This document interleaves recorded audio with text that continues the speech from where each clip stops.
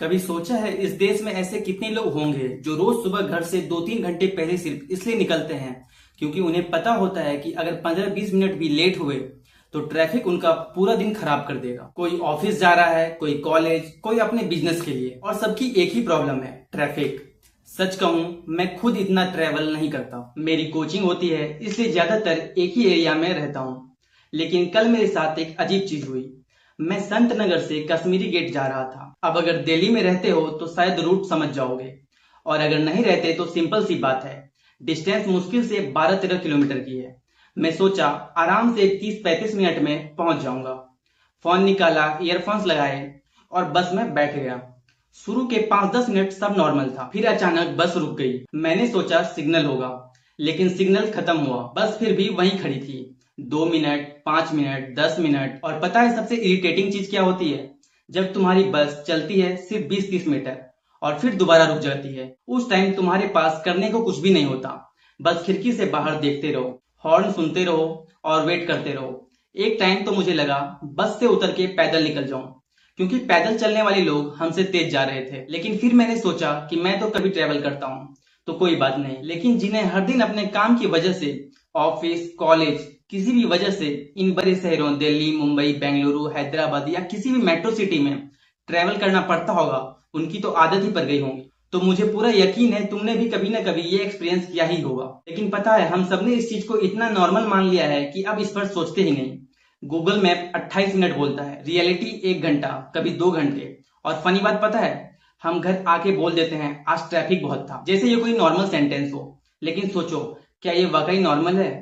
सिर्फ 12-15 किलोमीटर के लिए 2 घंटे।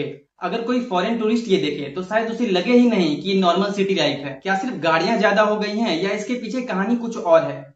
अच्छा बताओ कि आखिर ट्रैफिक होता क्यों है? पहले मुझे लगता था सिंपल है, गाड़ियां ज्यादा हैं। लेकिन ऐसा नहीं। प्रॉब्लम सिर्फ गाड़ियां नहीं है।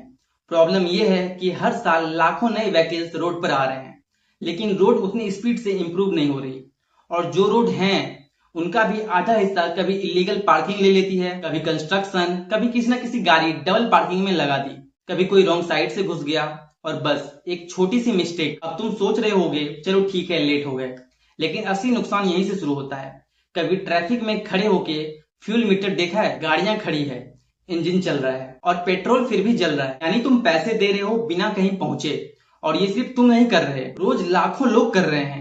फिर पॉल्यूशन बढ़ता है, स्ट्रेस बढ़ता है, ऑफिस लेट पहुंचते हो, मूड खराब हो जाता है, और घर लौटते इतनी एनर्जी खत्म हो जाती है कि किसी से बात करने का भी मन नहीं करता। मुझे सबसे ज्यादा एक चीज डिस्टर्ब करती है, हम तो लेट हो जाएंगे ठीक है, लेकिन जब ट्रैफिक में एम्बुलेंस फंस जाती है तो समझ आता है ट्रैफिक सिर्फ इनकन्वीनियंस नहीं है, कभी ये किसी की जिंदगी और मौत के बीच का डिफरेंस बन जाता है। और शायद इसीलिए मुझे लगता है ट्रैफिक को हम सिर्फ डेली प्रॉब्लम बोलकर इग्नोर नहीं कर सकते। ये हमारे टाइम का इशू है, हमारी हेल्थ का इशू है, हमारी इकोनॉमी का इशू है, और सबसे बड़ी बात हमारी क्वालिटी ऑफ लाइफ का इशू है। लेकिन एक और इंटरेस्टिंग बात नोटिस की है मैंने, हम सब सिस्टम को ब्लेम करते हैं और कई जगह ब्लेम सही भी है, लेकिन कभी प्रॉब्लम हम भी होते हैं। सिग्नल तोड़ना, रॉन्ग साइड से निकलना, लेन डिसिप्लिन फॉलो ना करना, बस 2 मिनट बचने के चक्कर में हम 200 लोगों का 20 मिनट बर्बाद कर देते हैं। सोचो अगर हर आदमी बस रूल्स फॉलो करे तो कितना ट्रैफिक वैसे ही कम हो सकता है। और हाँ, सिर्फ फ्लाईओवर बना देने से ही प्रॉब्लम सॉल्व नहीं होगी।